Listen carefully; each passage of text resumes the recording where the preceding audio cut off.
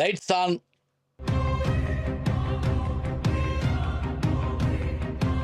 வணக்கம்.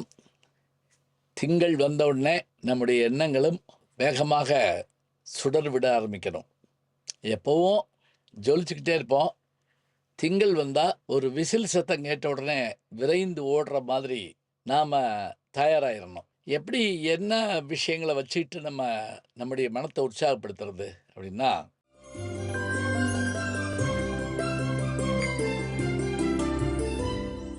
செய்ய வேண்டியவற்றை செய்யாமல் இருந்தாலும் தப்பு, செய்யக்கூடாததை செய்தாலும் தப்பு. இதை ஞாபகம் வச்சுக்கோங்க. செய்ய வேண்டியவற்றை செய்யணும், செய்யக்கூடாததை செய்யக்கூடாது. செய்யத்தக்க அல்ல செய்யக்கெடும், செய்யத்தக்க செய்யாமையானும் கெடும். நம்ம கேள்விப்பட்டிருப்போம். மதுரையில் ரயிலில் ஏறின ஒருத்தன் ஐயா என்னை விழுப்புரத்தில் இறக்கி விட்ருக்கேன், நான் தூங்கினாலும் தூங்கிடுவேன் அப்படின்னு சொல்லிட்டு அவர் சொல்கிறான்.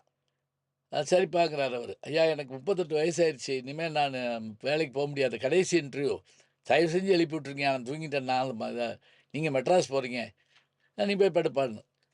ஐயா நான் திரும்பி போய் படுப்பா, பேசாமல் இருப்பா அப்படின்றாரு. இப்போ இவன் சரின்ட்டு சொல்லிட்டோம்னு தூங்கிட்டான். மெட்ராஸில் போய் வண்டி நிற்கிது. எந்திரிச்சு பார்க்குறேன் எக்மோர்னு பாட்டுருக்கு. ஒடியாந்து இவரை பிடிச்சி வையிறான். ஐயா என்னையா நான் தான் இவ்வளோ தடவை சொன்னேன், இன்னொன்று சொன்னேனையா, நான் இறங்க மாட்டேன்னு சொன்னாங்க கூட சட்டையை பிடிச்சி இழுத்து வெளியே தள்ளி விடு, பெட்டியை தூக்கி எழுதின்லாம் சொன்னேனையா, கேட்காம விட்டுட்டியா அப்படின்னு சொல்லி சத்தம் போட அந்தாலும் பேசாமல் இருந்திருக்காரு. ஏன் உனக்கு காது கேட்கலையா அப்படின்னு இவன் கோபமாக கேட்டான். அவர் சொன்னார், ஐயோ நீ அதுக்காக இல்லையா, நீ இறக்கி விடலைங்கிறதுக்காக நீ வையிற, நீன்னு நினச்சி ஒருத்தனை நான் விழுப்புரத்தில் இறக்கி விட்டேன், அவன் இறங்க மாட்டேன்னா சட்டையை பிடிச்சி இழுத்து வெளியே தள்ளி ஒடியாந்து ஏற பார்த்தான், நெஞ்சில் மிதிச்சு தள்ளி விட்டு அந்த பெட்டியை எடுத்து அவன் மண்டையில் அடித்து அவன் என்ன வைவான். உன்னை இறக்கி விட வேண்டியவனை இறக்கி விடல ஒரு தப்பு, இறக்கி விடக்கூடாதவனை இறக்கி விட்டுருக்கேன் ரெண்டாவது தப்பு, இதை காட்டில் நான் அதுக்கு தானே வருத்தப்பட்டுக்கிட்டு இருந்தேன்னு சொன்னானா. இப்போ இது ஜோக்குன்னு வச்சுக்கோங்க, அதெல்லாம் விடுங்க. தெரியுதா? செய்ய வேண்டியவற்றை செய்யாதது தப்பு, செய்யக்கூடாததை செஞ்சாலும் தப்பு. அப்போ நம்முடைய வாழ்க்கையில் முன்னுக்கு வரணும்னா என்ன செய்யணும், கெட்டு போகணும்னா என்ன செய்யணும்?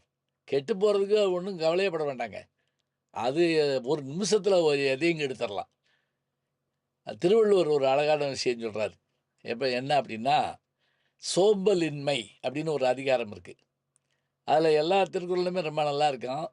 எனக்கு பிடிச்ச திருக்குறள் என்னென்னா, இப்போ உங்களுக்கு எந்த அணிகலன்க பிடிக்கும் அப்படின்னு கேட்குறோம்.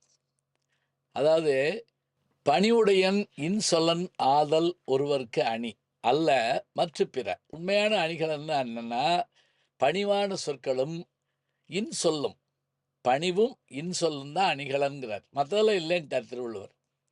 இப்போ நம்ம யார்கிட்டையா போய் கேட்குறோம், உங்களுக்கு பிடிச்ச அணிகலன் என்னன்னு. இப்போ இந்த மாதிரி எனக்கு இப்படி போட்டுக்கிட்டால் ரொம்ப பிடிக்கும், பச்சை கல்லில் மோதிரம் போடணுங்க, சிவப்பு அந்த இது போடணும், அதே மாதிரி இந்த மாதிரி போடணும், வாட்ச் கட்டுறப்ப அது அப்படியே எல்லாமே அதில் இப்படிலாம் சொல்கிறோம், இதெல்லாம் அணிகலன். இது விரும்பி அணிகிறதுன்னு வச்சுக்கோங்க. திருவள்ளுவர் ஒரு அணிகலன் சொல்கிறார்.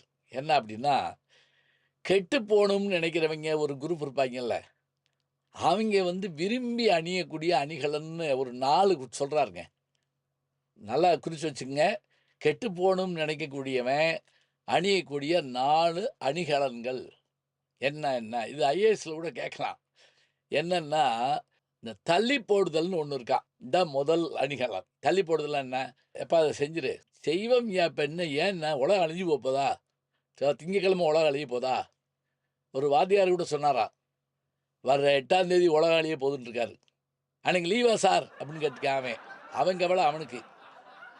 இப்போ ஏதாவது ஒரு செயலை தள்ளி போட்டுக்கிட்டே இருக்கக்கூடியவன் இவனுடைய இயல்பை என்ன சொல்கிறாருன்னா, அது ஒரு அணிகலன்கிறார். அடுத்து இந்த மாதிரி செய்ய வேண்டியதை சுத்தமாக மறந்து போயிடுறது. ஐயோ திங்கக்கிழமை ஹோம் ஒர்க்கில் போட்டிருக்காங்க, ப்ராஜெக்ட் நீ கொடுக்க வேண்டிய நாள் இன்னைக்கியா, இதை இப்படி உட்காந்துருக்க, சுத்தமாக மறந்துட்டேன், போச்சு போ, அவ்வளோதான். மறதி ஒரு அணிகலன். இன்னொன்று என்ன அப்படின்னா, ஒரு சோம்பல்ல என்ன தெரியுமா, எந்திரிக்கிறப்ப கொட்டாய் விட்டுட்டு எந்திரிக்கிறது.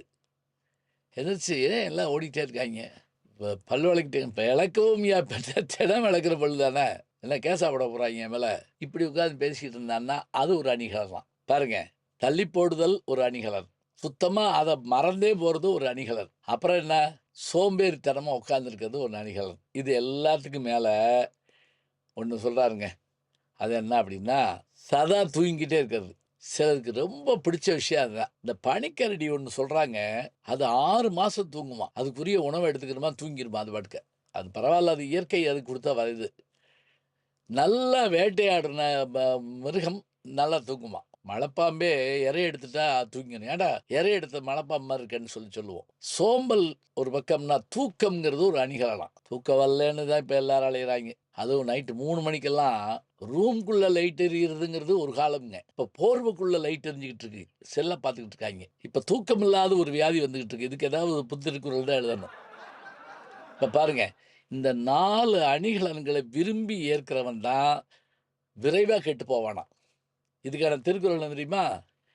நெடுநீர் மறைவி மடி துயில் 4ம் கெடுநீரார் காமக்கலன். எல்லாம் அழகான வார்த்தை பாருங்க. திருவள்ளுவர் ஒரு சிறப்பில்லைங்களா?